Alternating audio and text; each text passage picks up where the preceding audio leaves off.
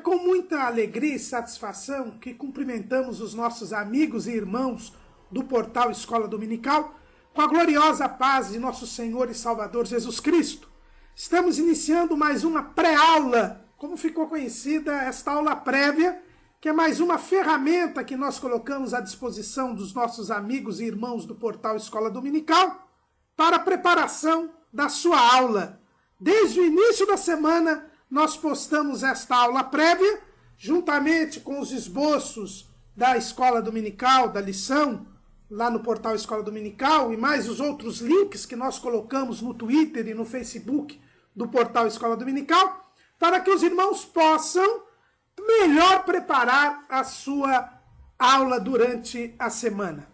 Estamos estudando nesse trimestre os 12 profetas menores, advertências e consolações para a santificação da Igreja de Cristo. Nós hoje iremos estudar o 8º profeta menor, a nossa lição de número 9, Abacuque, a soberania divina sobre as nações. Ele é o 8º livro na ordem do cânon do Antigo Testamento, mas como nós já temos visto ao longo desse trimestre, esta ordem não é cronológica. Abacuque, a Bíblia não diz quando ele escreveu. Não é? É um daqueles livros dos profetas menores que não diz que reinados Abacuque escreveu. O livro começa assim: o peso que viu o profeta Abacuque.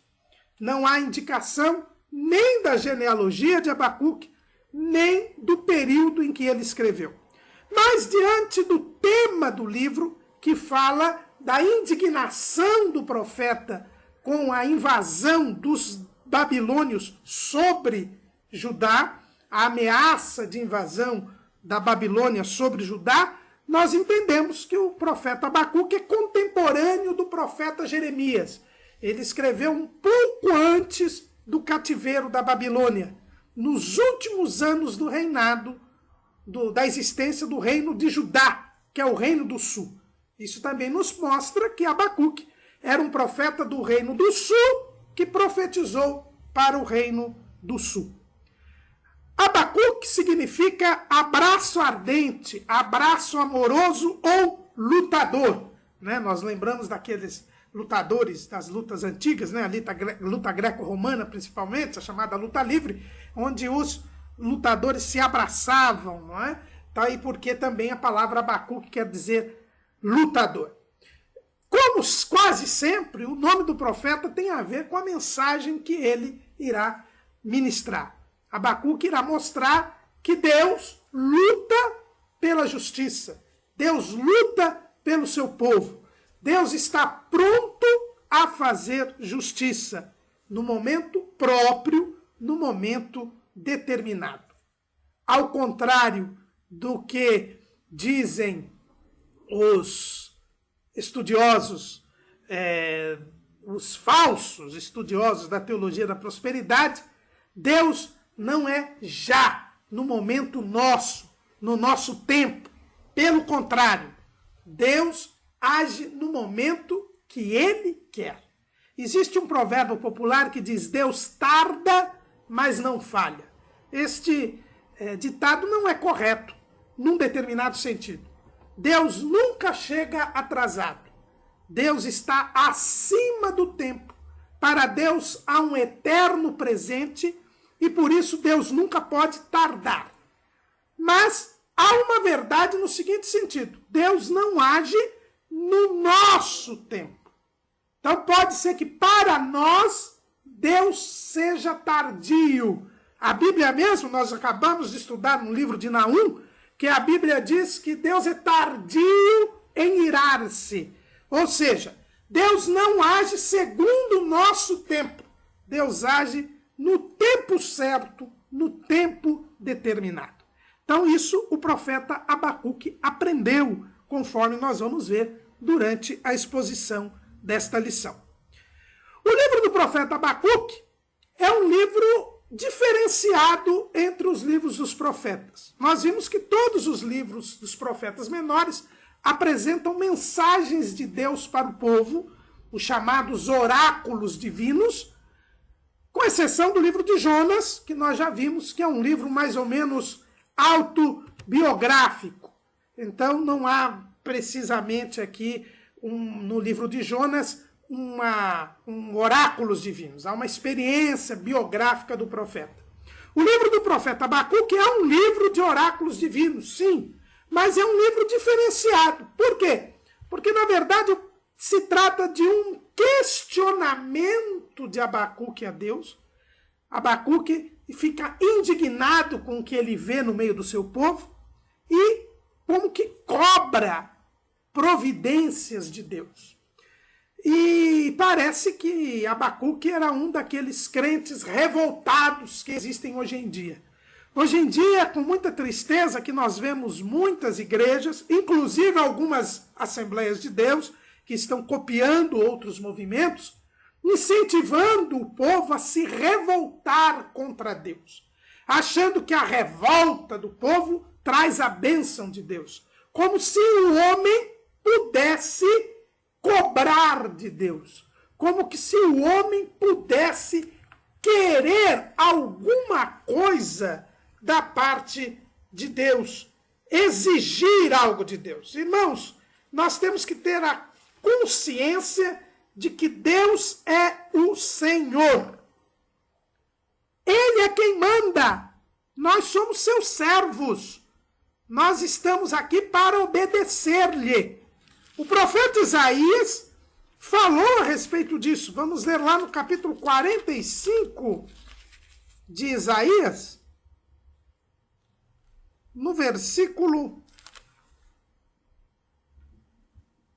9, que diz assim: ai daquele que contende com o seu Criador, o caco entre outros cacos de barro. Porventura dirá o barro ao que o formou: que fazes? Ou a tua obra não tens mãos? Ai daquele que diz ao pai: que é o que geras? E à mulher: que dás tu à luz? Então vejam bem, irmãos, que o profeta Isaías já deixou bem claro que não cabe ao homem questionar a Deus, cobrar de Deus, exigir de Deus. Sabemos que muitos falsos pregadores nos dias de hoje estão incentivando, estimulando o povo a cobrar de Deus, a exigir coisas de Deus. Mas isso é totalmente antibíblico. O profeta diz: ai daqueles que contendem com o seu Criador, o caco entre outros cacos de barro. Irmãos, nós somos de barro, nós somos meras criaturas, não temos condição de exigir nada do nosso Criador. Temos é que desfrutar da sua graça e da sua infinita misericórdia. Por quê?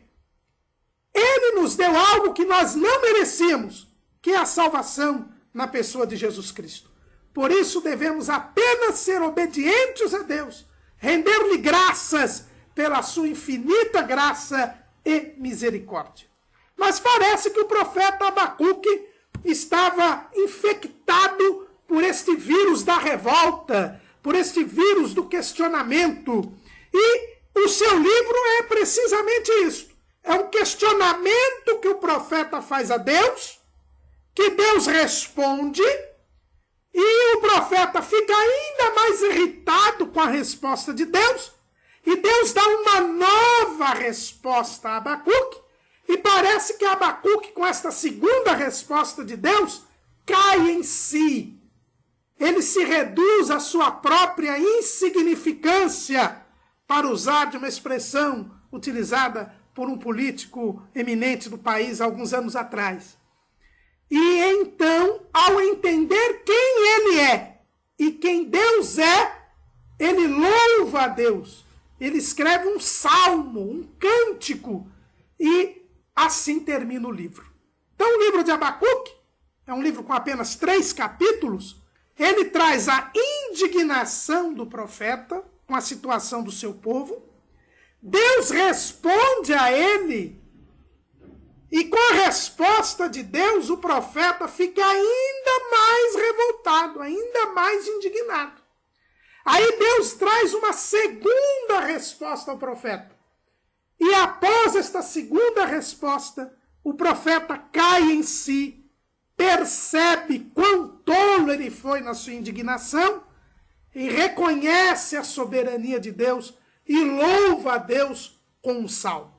Estas são as 3 partes do livro do profeta Abacuque. Este diálogo entre Deus e o profeta, que ocupa o capítulo 1 até o capítulo 2, versículo 5. É a primeira indignação do profeta, a resposta de Deus e a segunda indignação do profeta. Aí nós temos a segunda parte do livro, que vai o restante do capítulo 2, dos versículos 5 até o versículo 20, que é a segunda resposta de Deus, são os 5 ais sobre Babilônia. E por fim, quando o profeta cai em si, reconhece a sua insignificância e a soberania de Deus, ele então escreve este salmo, também conhecido como a oração de Abacuque, que é o capítulo 3. Então nós temos estas 3 partes do livro do profeta Abacuque. Na nossa revista, o setor de educação cristã só divide o livro de Abacuque em 2 partes. É o interrogatório de Abacuque a Deus, quer dizer, esse diálogo, e aí então se inclui também a segunda resposta do profeta, que nós colocamos numa parte que envolve os capítulos 1 e 2, e o cântico de Abacuque, a oração ou salmo de Abacuque, que é o capítulo 3. Então vamos dar início ao estudo propriamente dito do livro, que começa dizendo o peso que viu o profeta Abacuque. Abacuque começa então, como nós dissemos, indignado, revoltado contra Deus. Ele diz assim: até quando, Senhor, clamarei eu, e tu não me escutarás? Gritarei violência, e não salvarás? Por que razão me fazes ver a iniquidade e ver a vexação? Por que a destruição e a violência estão diante de mim? Há também quem suscite a contenda e o litígio. Por esta causa a lei se afrouxa e a sentença nunca sai, porque o ímpio cerca o justo e sai o juízo pervertido. Abacuque, como nós dissemos, era contemporâneo de Jeremias. E quando nós lemos, tanto no livro dos reis, como no livro das crônicas e no próprio livro do profeta Jeremias, nós percebemos que havia uma grande apostasia nos dias de Jeremias e, portanto, nos dias de Abacuque. O povo estava completamente desviado dos caminhos do Senhor. O povo era idólatra, o povo fazia pouco caso das coisas de Deus, o povo achava que simplesmente oferecendo sacrifícios e os rituais cerimoniais no templo, ele estava contentando a Deus e mesmo assim adorava outros deuses e fazia coisas horríveis, coisas horrendas. Havia uma frieza espiritual, um desvio espiritual muito grande, a tal ponto que Deus havia decidido levar o povo para o cativeiro. Era esta a mensagem de Jeremias. Deus iria lançar o máximo castigo previsto na lei de Moisés para o povo, que era a perda da terra prometida por causa do seu mergulho no pecado. E Abacuque, talvez tendo ouvido as palavras do profeta Jeremias, talvez vendo o pecado se multiplicar, e com ele a injustiça e a violência, porque, irmãos, onde abunda o pecado, onde o pecado é intenso, aumenta a violência, aumenta a injustiça. Isso porque o pecado é injustiça. Nós lemos lá na primeira carta de João, capítulo 3, versículo 4. Qualquer que comete pecado também comete iniquidade, porque o pecado é iniquidade. Iniquidade quer dizer injustiça, porque equidade quer dizer justiça. Iniquidade quer dizer injustiça. Então, irmãos, há uma imensa injustiça onde o pecado se intensifica. Quando nós vemos aqui a rebeldia de Abacuque, o que ele vê é isso. É o povo de Deus, é o povo que Deus escolheu para ser o reino sacerdotal, o povo santo, mas o pecado campeia. E há uma grande violência e uma grande injustiça. E Abacuque fica indignado com aquela situação.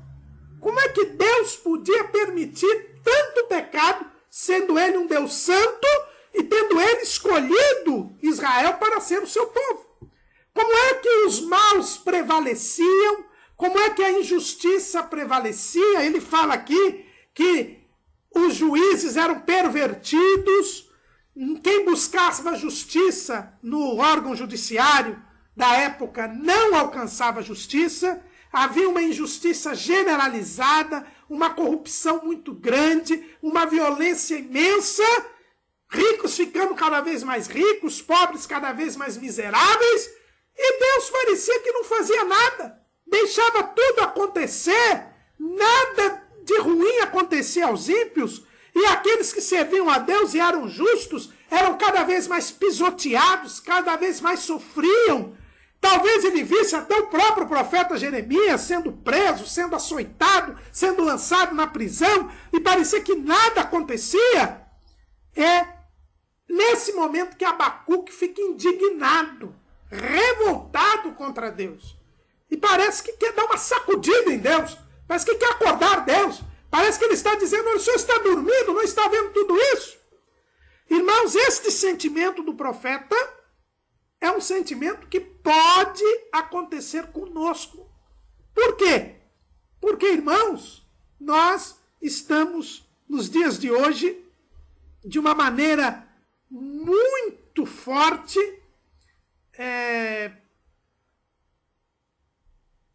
sentindo a mesma coisa. Com o mal, o mesmo mal. Por quê? Porque nós vivemos dias da multiplicação da iniquidade. São dias em que o pecado está aumentando. E a Bíblia disse, Jesus disse lá em Mateus 24, no seu sermão escatológico, ele foi bem claro, no versículo 12, e por se multiplicar a iniquidade, o amor de muitos esfriará. Por se multiplicar a iniquidade, nós vamos ter uma maldade generalizada, uma injustiça generalizada, uma violência generalizada. Jesus disse que nós vivemos os dias de Noé, e a Bíblia diz que nos dias de Noé, a terra se encheu de violência. Quando nós vamos à justiça, nós percebemos que a justiça faz prevalecer o erro, faz prevalecer a maldade, ela não age como deveria agir. E isto pode nos levar à revolta. Mas nós não podemos fazer como o profeta Abacuque. Não podemos nos indignar a ponto de duvidarmos da fidelidade de Deus. É verdade que nós, por termos o amor de Deus, não folgamos com a injustiça.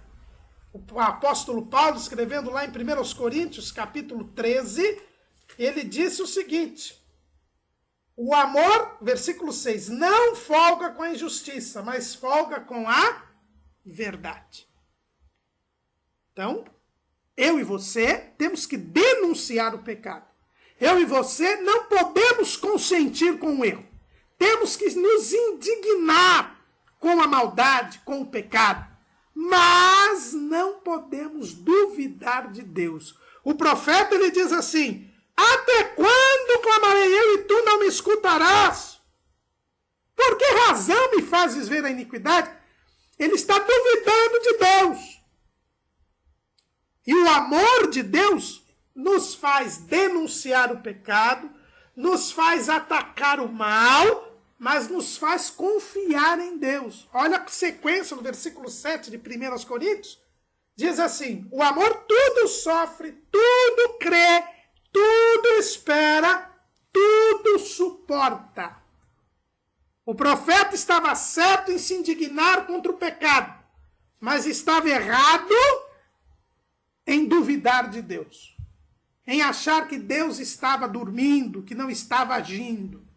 O amor não folga com a injustiça, folga com a verdade, mas ele tudo crê, tudo espera, tudo sofre, tudo suporta.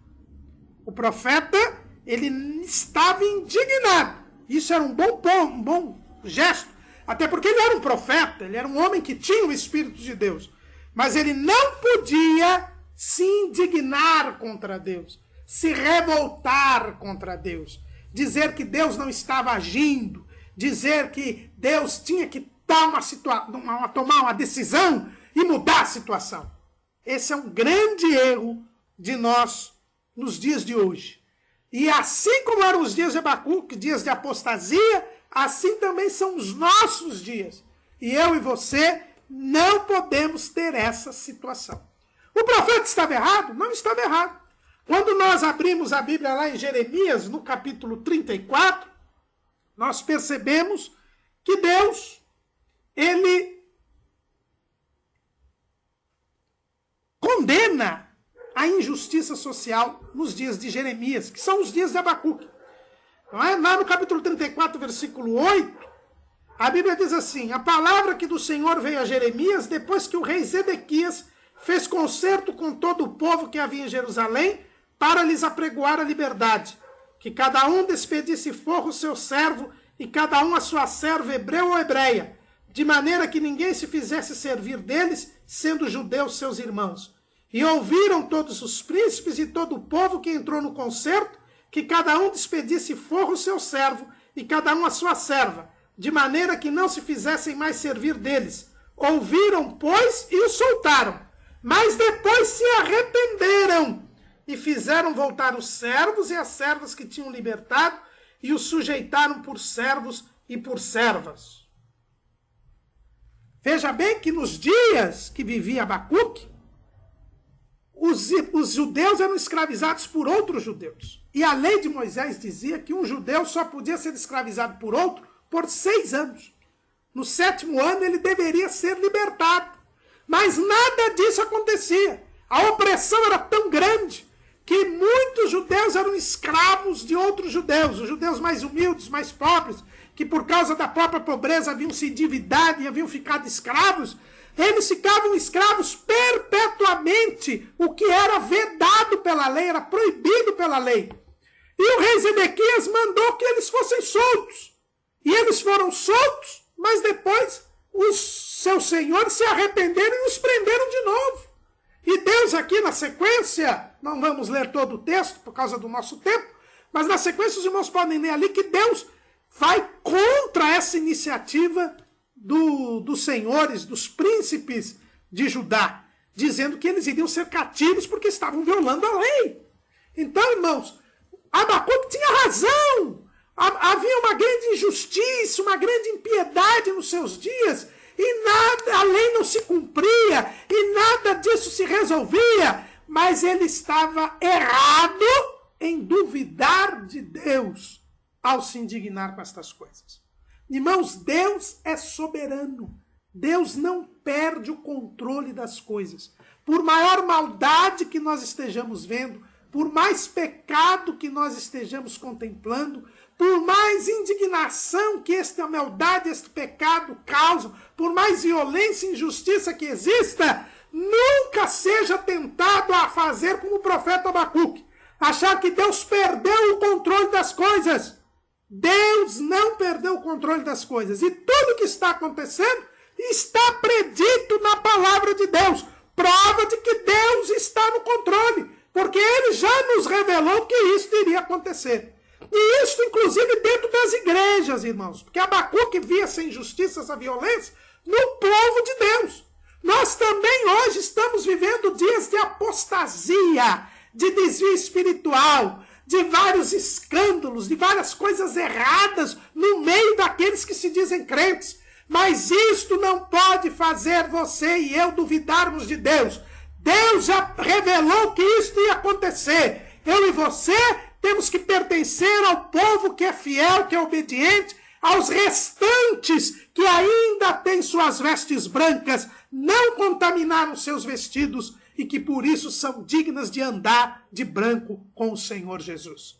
No meio da injustiça, da impiedade, da maldade, não se revolte contra Deus, como fez o profeta Abacuque. Não duvide de Deus. Já há pessoas que saíram do nosso meio, que ainda dizem que estão no nosso meio, mas já não estão, que já estão pregando por aí a chamada teologia aberta, dizendo que se há tanta maldade no mundo, é porque Deus abriu mão dos seus poderes, é porque Deus abriu mão da sua onipotência, porque Deus não é mais onipotente. Irmãos, isto é uma mentira de Satanás. Deus está no controle de todas as coisas. Se nós vemos a maldade aumentar, se nós vemos a injustiça aumentar, a violência aumentar, não podemos concordar com isto. Temos que denunciar isto. Temos que nos mobilizar para diminuir estas coisas más, mas temos de nos lembrar que Deus está no controle de todas as coisas. Temos de confiar nele e esperar nele. Abacuque estava revoltado. E Deus responde ao profeta. Isso é outra bela coisa que nós aprendemos no livro do profeta Abacuque. Abacuque se dirigiu a Deus, indignado com a maldade, com a injustiça, com a violência. Deus ouviu o clamor do profeta e o respondeu. Deus está sempre pronto a nos responder. Basta que clamemos a Ele.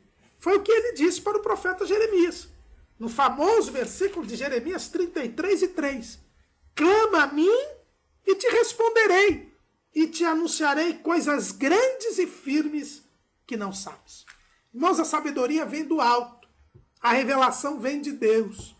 Por isso nós devemos clamar a Deus. Quando você estiver inquieto, quando você estiver perplexo, quando você estiver confuso, não corra atrás de profetas, não corra atrás de pregadores, não corra atrás de gurus, não, corra aos pés do Senhor Jesus.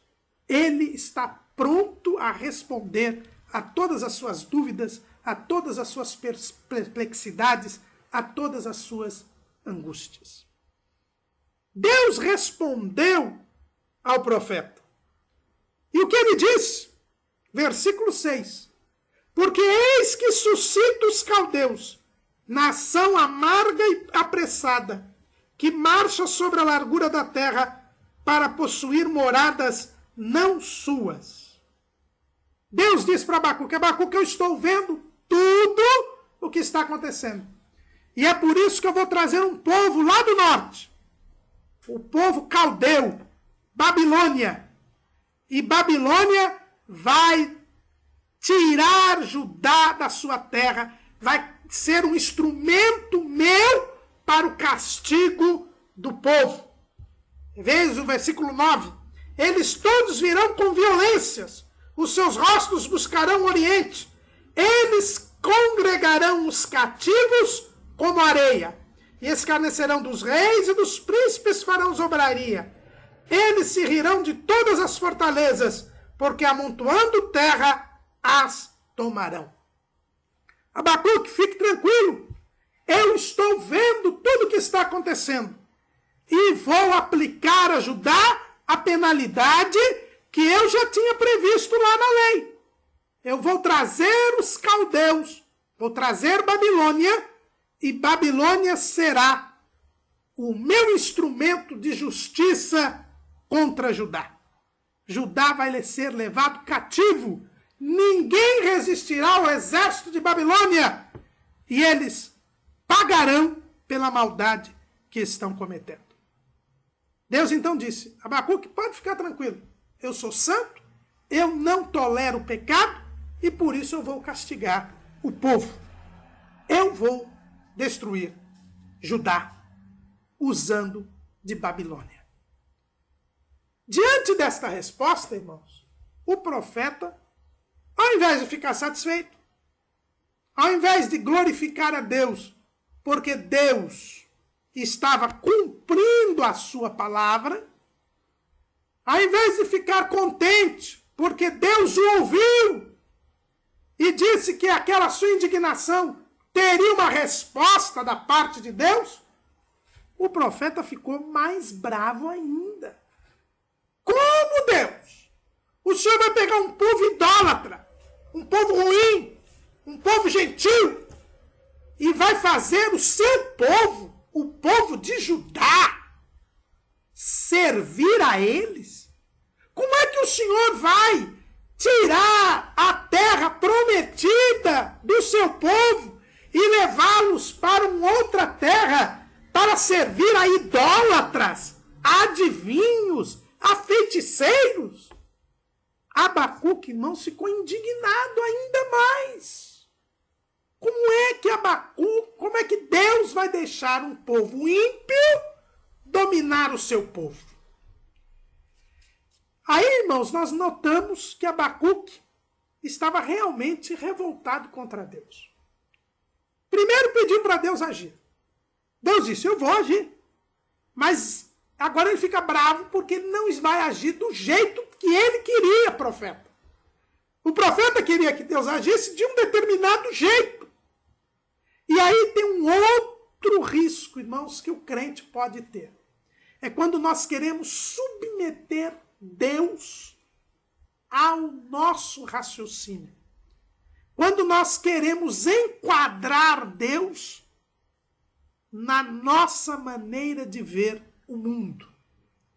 Irmãos, Deus é Deus e nós somos homens.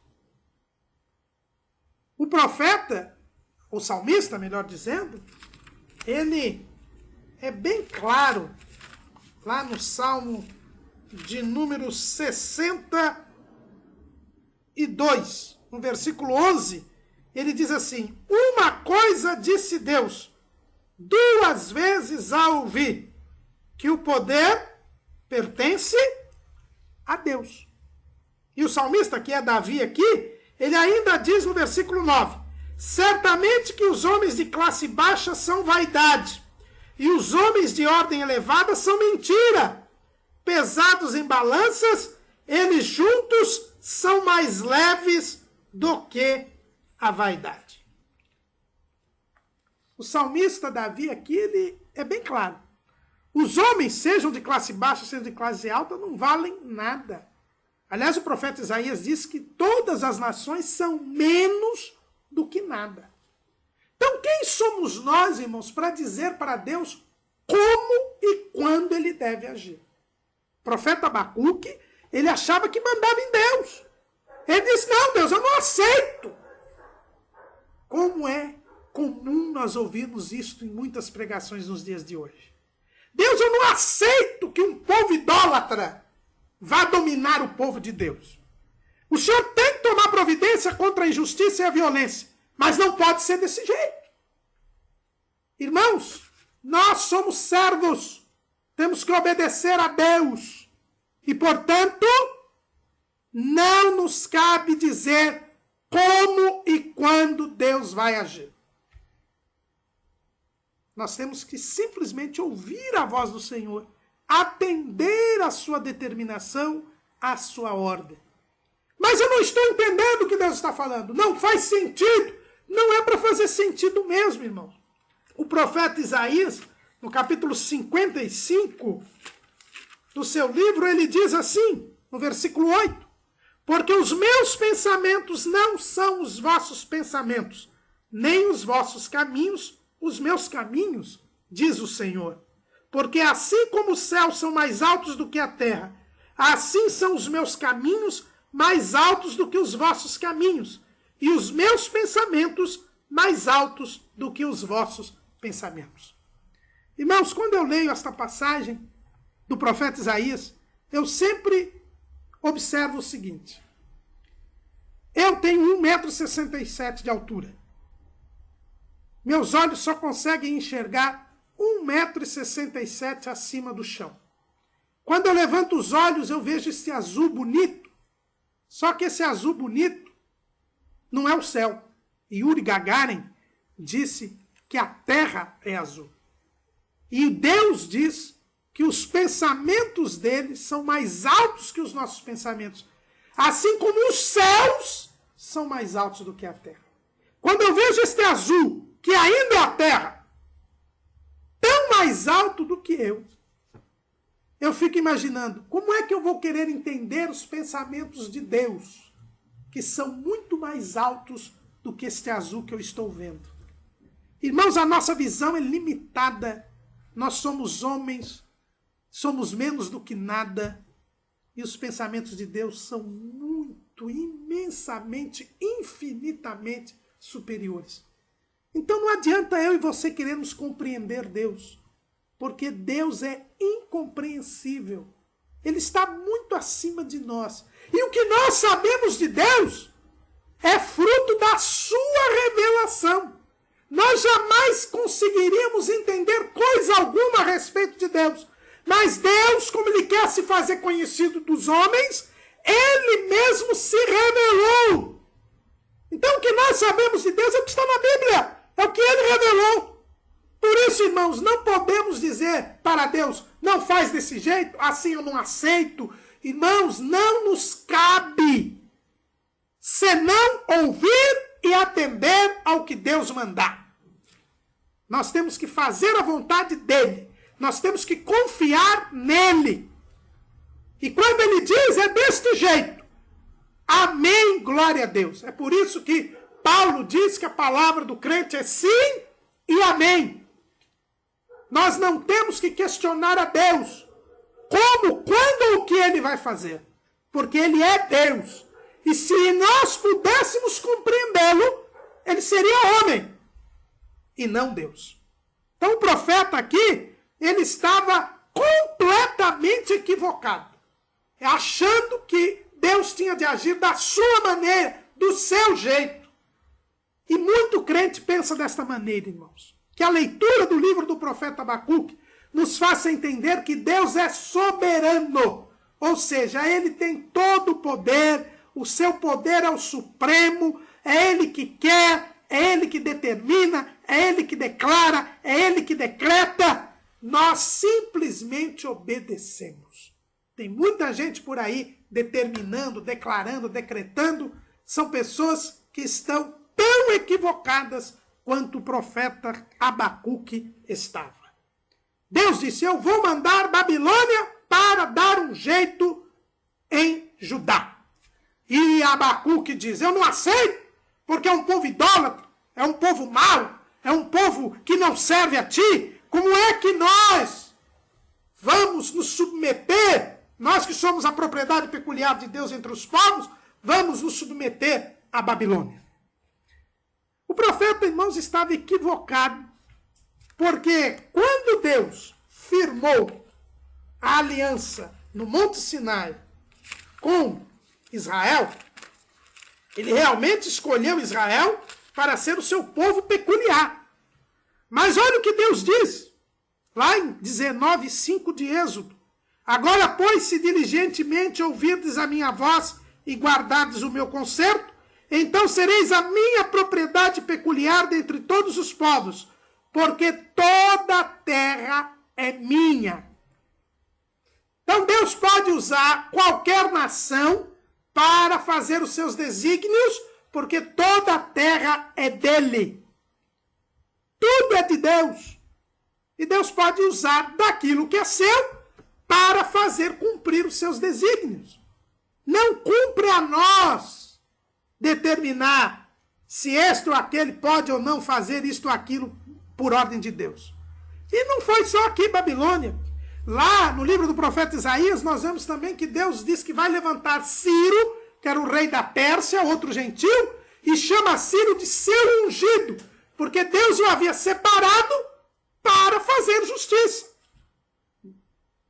Como como usou o próprio povo de Israel para fazer justiça contra os habitantes primitivos da terra de Canaã. Deus disse que Israel teria que destruir os cananeus, os heteus, os heveus, os girgazeus, os perezeus, os jebuseus e os cananeus. Por quê? Porque tinha chegado a medida da injustiça desse povo. Então, o próprio Israel foi usado como instrumento de justiça para os habitantes primitivos de Canaã.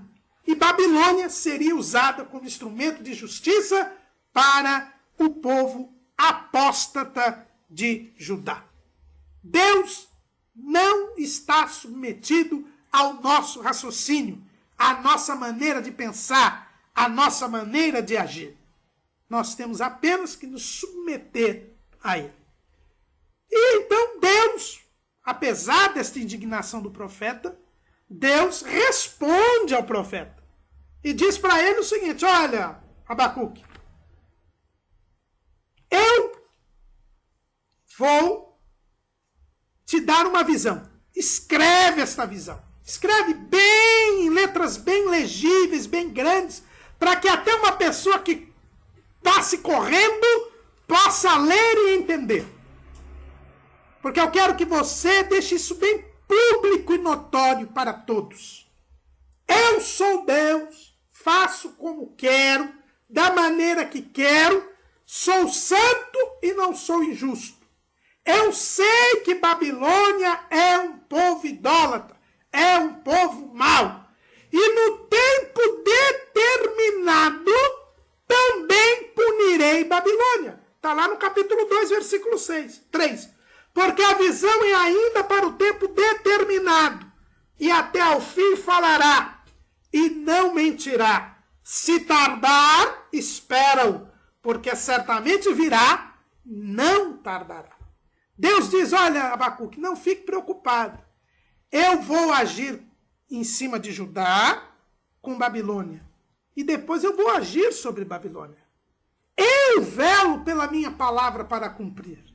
Mais do que ninguém, eu tenho interesse em que a justiça, a verdade prevaleçam. Mas isto será no momento determinado, no momento apropriado, no meu tempo. Não no seu tempo, Abacuque. Não na sua conveniência. Não na sua pequenez, mas conforme os meus desígnios, porque os meus pensamentos são mais altos do que os vossos pensamentos. E aí, então, Deus traz a maior revelação do livro de Abacuque. Está ali no capítulo 2, versículo 4. Eis que a sua alma se incha, não é reta nele, mas o justo pela sua fé viverá. Deus diz para Abacuque: Abacuque, ao justo não cabe determinar o que eu devo fazer, como eu devo fazer, quando eu devo fazer. O verdadeiro justo, o verdadeiro servo meu, vive pela fé. E aí está, irmãos, o que significa cobrar de Deus, exigir de Deus, não aceitar o que Deus está fazendo. Tudo isso é falta de fé. Nós devemos atender ao que Deus está falando. Nós devemos obedecer a palavra de Deus, porque confiamos nele. Sabemos que tudo que está acontecendo está no controle de Deus, é para o nosso bem, e no fim o bem triunfará. No fim o pecado será derrotado, o mal será destruído. E por isso nós nos conformamos ao que Deus falou e está fazendo. Não há como vivermos em comunhão com Deus sem confiar nele, sem dar crédito às suas palavras. E esta é a grande revelação. Aqui é a única vez no Antigo Testamento que se fala na vida pela fé. Isso vai ser retomado depois por Paulo lá em Romanos, na Epístola aos Romanos. Mas é aqui pela primeira vez que Deus revela para o profeta que ele tinha que viver pela fé. Se eu e você queremos viver espiritualmente, nós temos que viver pela fé. Andar por fé e não por vista, como diz o apóstolo Paulo escrevendo aos Coríntios. E se eu ando pela fé, e se eu vivo pela fé, eu não questiono, não duvido, não me irrito contra Deus. Você tem se irritado, tem cobrado Deus, tem exigido, tem determinado, tem dito que Deus é obrigado? Aceite a Jesus nesta tarde, nesta noite, manhã ou madrugada, não sei que horário que o irmão está aqui nos assistindo. Mas quem cobra, exige de Deus é porque não confia nele e, portanto, não vive pela fé. E a Bíblia diz que o justo tem que viver pela fé. Meus irmãos, abandonemos este falso evangelho da confissão positiva e passemos a confiar em Deus. É o que diz o salmista. Entrega o teu caminho ao Senhor, confia nele e ele tudo fará. Como, quando e o que? É ele quem sabe. Nós devemos tão somente confiar nele. Deus diz, olha, o justo tem que viver pela fé. Abacuque, acorde. Você não tem que me dizer como, quando e o que eu devo fazer. Deve apenas confiar em mim. O mal não prevalecerá. O pecado não triunfará. Babilônia será sim castigada no momento próprio, no momento determinado. E aí vem a segunda parte do livro, quando o profeta tem de Deus a revelação dos 5 ais sobre Babilônia. Ou seja, Deus diz, eu vou punir Babilônia no momento certo, e esta punição se dá por 5 motivos. São 5 ais. O primeiro ai está no versículo 6. Ai daquele que multiplica o que não é seu. Até quando? E daquele que se carrega a si mesmo de dívidas. Babilônia seria punida por Deus, porque ela estava tomando o que não era dela. Ela estava se enriquecendo às custas da exploração dos outros. Ela estava aumentando as suas dívidas com relação a Deus, por causa da sua vida de pecado, por causa da sua vida de maldade. E esta dívida seria cobrada no tempo certo. Irmãos, não nos iludamos. Todos os homens terão de prestar contas a Deus pelo que fizerem no uso do seu livre-arbítrio. O livre-arbítrio é uma corda. De um lado é a liberdade, do outro é a responsabilidade. Todos serão levados à presença de Deus para prestar contas de suas atitudes. O segundo ai está no versículo 9. Ai daquele que ajunta em sua casa bens mal adquiridos, para pôr o seu ninho no alto, a fim de se livrar da mão do mal. A soberba, o orgulho proveniente das coisas desta vida, decorrentes da violência, da maldade. Babilônia, por sua soberba, por ter se enriquecido através de meios ilícitos e achar que em dominando o mundo, tendo poder, tendo força militar, tendo riquezas, estava fora do controle de Deus, seria punida. A soberba também será punida, irmãos. Não nos desesperemos. Não achemos que Deus está alheio a esses orgulhosos e soberbos que fazem caso do nome de Deus, que blasfemam contra Deus, que acham que estão livres do controle de Deus. Eles serão punidos ao seu tempo. O terceiro ai se encontra no capítulo 2, versículo 12. Ai daquele que edifica a cidade com sangue e que funda a cidade com iniquidade. Irmãos, quem usa do pecado como modo de construção de uma sociedade, de uma posição, de poder, ele será também punido. O salário do pecado é a morte. Não adianta você estar usando de hipocrisia religiosa, de engano, de mentira, para poder se enriquecer, para poder se sobressair, para ter poder, fama ou posição. Todos aqueles que usam do pecado para construir uma vida, construir uma sociedade, serão punidos. Nenhuma sociedade baseada no pecado persistirá. E nós vemos isso em relação à Babilônia, que é o símbolo de todo esse sistema mundial sem Deus, que está aí, parece que está prevalecendo, parece que está se consolidando. Mas a Bíblia diz lá nos capítulos 17 e 18 de Apocalipse, que esse sistema mundial, que a Bíblia chama de Babilônia, porque construída sobre o pecado, ele um dia ruirá e será destruído por nosso Senhor e Salvador Jesus Cristo. O quarto ai está no versículo 15. Ai daquele que dá de beber ao seu companheiro, tu que lhe chegas ao teu odre e o embebedas para ver a sua nudez.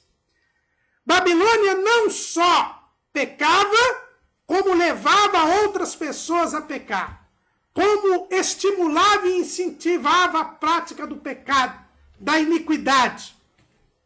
Também, quem leva as outras pessoas a pecar, quem estimula e incentiva a prática do pecado, também será punida, não ficará sem castigo.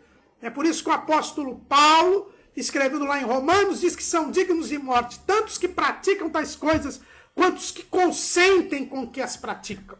Então, quem leva outras pessoas a pecar, quem seduz as pessoas a ter uma vida pecaminosa, também será punido. E o quinto e último ai está no versículo 19. Ai daquele que diz ao pau, acorda, e a pedra muda, desperta. Pode isto ensinar? Eis que está coberto de ouro e de prata, mas no meio dele não há espírito algum. Por fim, Deus disse que Babilônia seria punido por sua idolatria. Babilônia seria punida pela idolatria. Foi a primeira coisa que o profeta Abacuque disse. Deus deixa por último, para mostrar para o profeta que ele achava que sabia muito. Mas antes da idolatria, tinham 4 outros graves problemas que levariam à punição de Babilônia. Quem é idólatra ficará do lado de fora da cidade celestial. Também será punido, porque Deus não divide a sua glória com ninguém. Depois de ter dito esses 5 ais, o profeta Abacuque acorda. Ele entende o que aconteceu. E ele diz assim: mas o Senhor está no seu santo templo. Cale-se diante dele toda a terra. 2:20 de Abacuque. O profeta Abacuque cai em si. Percebe que Deus não está dormindo. Que Deus não se esqueceu das suas promessas. Que Deus não está inerte. Ele está onde sempre esteve, no seu santo templo. Ele está reinando e no absoluto controle de todas as coisas. E no momento certo, ele irá agir, fazendo justiça e fazendo prevalecer o bem. E ao ter entendido isso, o profeta então glorifica a Deus. Aqui nós temos uma conversão, podemos assim dizer, do profeta Abacuque. Ele deixa de ser o questionador para ser aquele que louva, para ser o glorificador. Ele deixa de duvidar de Deus para expressar a sua confiança em Deus. E aí nós entramos na terceira parte do livro, que é o capítulo 3, a chamada oração, ou salmo, ou cântico de Abacuque.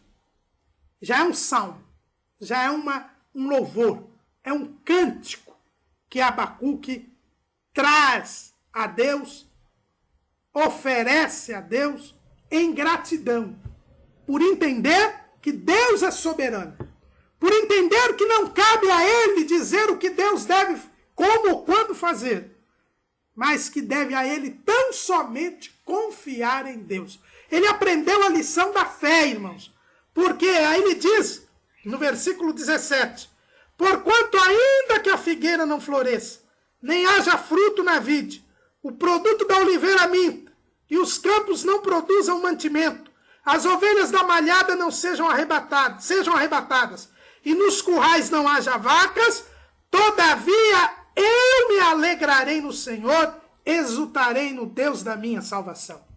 Que profeta diferente é este agora?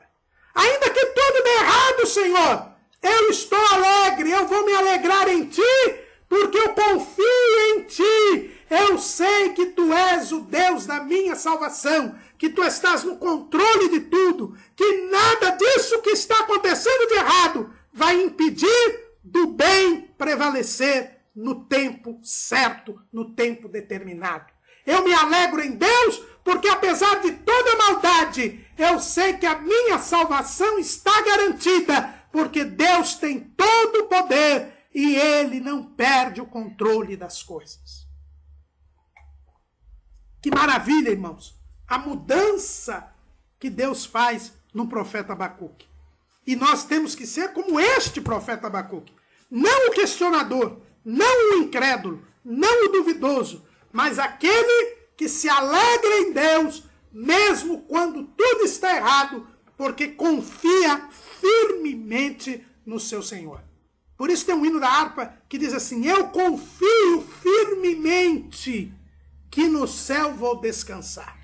Apesar de toda a maldade, de toda a apostasia, de todos os escândalos, de todos os pecados, meu irmão, não fique revoltado, não fique indignado, não diga a Deus o que Ele deve fazer, mas confie em Deus e se alegre no Deus da sua salvação. Não folgue com a injustiça, não folgue com o pecado, não compactue com os erros, mas confie em Deus. E este profeta, no início da sua oração, ele diz assim, a oração do profeta Abacuque sobre Shilginote.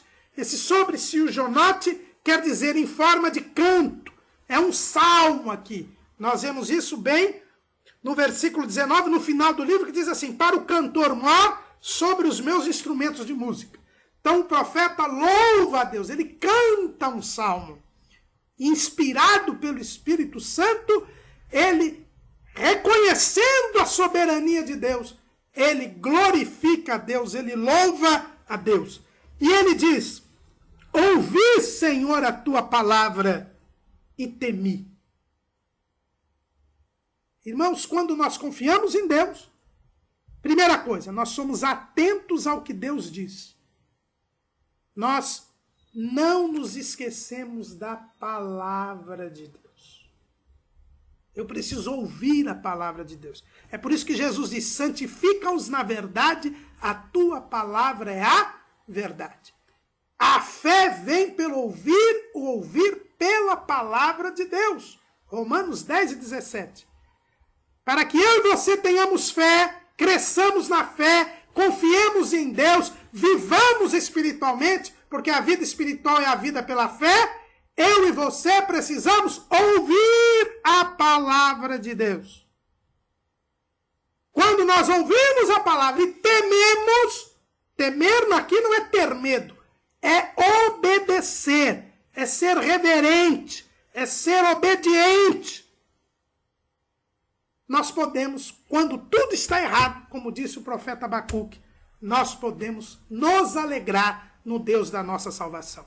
O segredo para termos aumentado a fé, para vivermos pela fé, para não cairmos na cilada do questionamento e da dúvida e da incredulidade, é ouvir a palavra e temer a Deus, obedecer, colocar a palavra em prática. Foi o que fez o profeta. E o profeta diz assim, Senhor, eu ouvi a tua palavra e temi, mas eu sei que o meu tempo não é o seu tempo. Eu sei que eu sou falho, eu estou submetido ao tempo. E então eu faça um pedido ao Senhor. Aviva, ó Senhor, a tua obra no meio dos anos. No meio dos anos a notifica. Na ira, lembra-te da misericórdia. O profeta Abacuque, assumindo a sua pequenez, a sua insignificância, a sua submissão ao tempo, diz: Senhor, para que eu não ache que tu estás tardando, para que eu não volte a duvidar novamente de ti, eu peço que tu avivas a obra. Que tu avives a obra no meio dos anos. Ou seja, Senhor, de tempos em tempos, nos traz um avivamento, nos traz uma renovação, nos faz aumentar a nossa fé, nos faz ver a tua soberania, nos faz nos aproximar de ti. É por isso que Abacuque é conhecido como o profeta do avivamento. Porque ele faz um pedido a Deus. Como os anos passam para nós, homens, não passam para ti. E tu nunca és tardio, porque tu sempre operas um tempo determinado. Mas como o tempo passa para nós, não permita que o tempo nos faça desfalecer, nos faça desanimar, nos faça duvidar de ti. Aviva a tua obra no meio dos anos. No meio dos anos a notifica. E na ira, no momento do juízo, lembra-te da tua misericórdia. Poupe aquele que é fiel do juízo e da ira divina. O profeta faz este pedido, porque ele agora, ele reconhece que Deus é soberano, que ele faz o que, como e quando quer. E que cabe a nós apenas ouvir a sua palavra e temê-lo, ou seja, ser obediente a ele, sabendo que nós vivemos pela fé. E como nós precisamos e dependemos dele, ele pede humildemente que Deus, de tempos em tempos, traga um avivamento sobre o seu povo, para que o povo possa ter renovada a sua fé e prossiga a jornada sem medo de se perder. Porque no versículo 13 deste capítulo 3 de Abacuque, o profeta mostra toda a sua convicção. Tu saíste para salvamento do teu povo, para salvamento do teu ungido.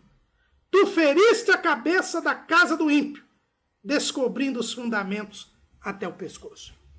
Abacuque tem uma convicção, a de que Deus, nos momentos do juízo, virá salvar o seu povo, virá salvar aqueles que são fiéis, aqueles que vivem pela fé.